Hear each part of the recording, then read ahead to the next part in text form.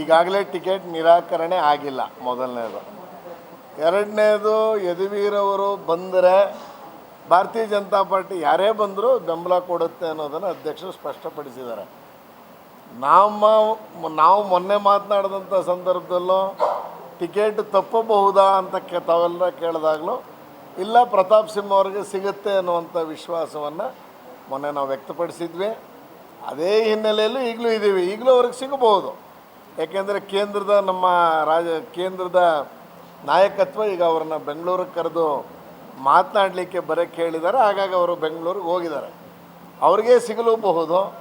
ಹಾಗಾಗಿ ಏನೋ ಡೆಸ್ಪರೇಟಾಗಿ ನೆನ್ನೆ ಏನೋ ಫೇಸ್ಬುಕ್ಕಲ್ಲಿ ಒಂದು ಭಾವನಾತ್ಮಕವಾಗಿ ಏನು ತೋಡ್ಕೊಂಡಿದ್ದಾರಲ್ಲ, ಹಾಗಾಗಿ ಆ ಥರ ಎಲ್ಲ ಮಾಡೋದು ಬೇಡ. ತಾವು ನಿಮಗೇ ಸಿಗಬಹುದು, ಇನ್ಯಾರಿಗೆ ಸಿಕ್ಕಿದ್ರೂ ನೀವು ನಮ್ಮ ಜೊತೆನೇ ಕೆಲಸ ಮಾಡಬೇಕಾಗತ್ತೆ.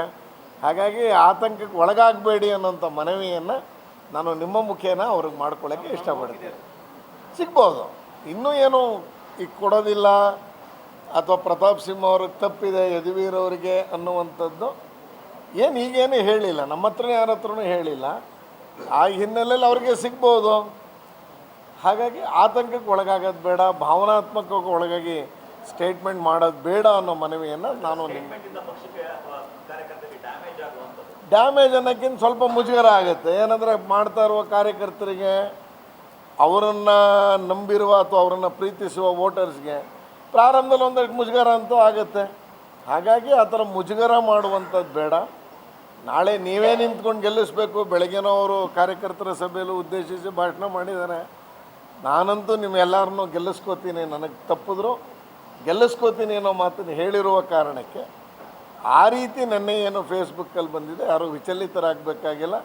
ಸ್ವತಃ ಪ್ರತಾಪ್ ಸಿಂಹ ಅವರು ವಿಚಲಿತರಾಗಬೇಡಿ ಅನ್ನುವಂಥ ಮನವಿಯನ್ನು ಮಾಡ್ಕೊಳ್ಳೋಕೆ ನಾವೆಲ್ಲ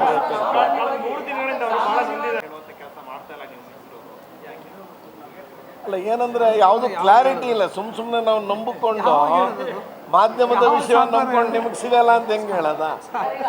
ಕಾರ್ಯಕರ್ತರು ಫೇಸ್ಬುಕ್ಕಲ್ಲೆಲ್ಲ ಇದು ಮಾಡ್ತಾ ಇದ್ದಾರಲ್ಲ, ಕಾರ್ಯಕರ್ತರು ಅದೊಂದು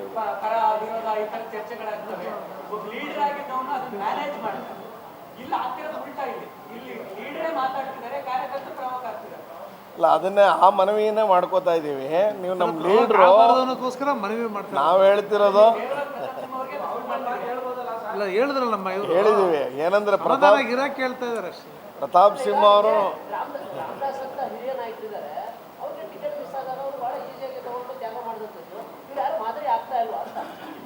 ಅಲ್ಲ, ಏನಂದರೆ ಇನ್ನೂ ಟಿಕೆಟ್ ಮಿಸ್ ಆಗಿದೆ ಅಂತಲೇ ಇಲ್ಲ. ಹಾಗಾಗಿ ಆ ಥರ ಹೇಳಬೇಡಿ ಅಂತ ನಾವು ಹೇಳ್ತಾ ಇದ್ದೀವಿ. ಟಿಕೆಟ್ ಮಿಸ್ ಆದ ಮೇಲೆ ಹೇಗೆ ನಡ್ಕೋತಾರೆ ಅನ್ನೋದು ನಮಗೂ ಗೊತ್ತಾಗುತ್ತೆ ಮುಂದಿನ 48 ಗಂಟೆ ಕಾಲದಲ್ಲಿ. ಆದರೆ ಈಗಾಗಲೇ ಅನ್ಕೋಬೇಡಿ ಅಂತ ಮನವಿ ಮಾಡ್ಕೊಂಡು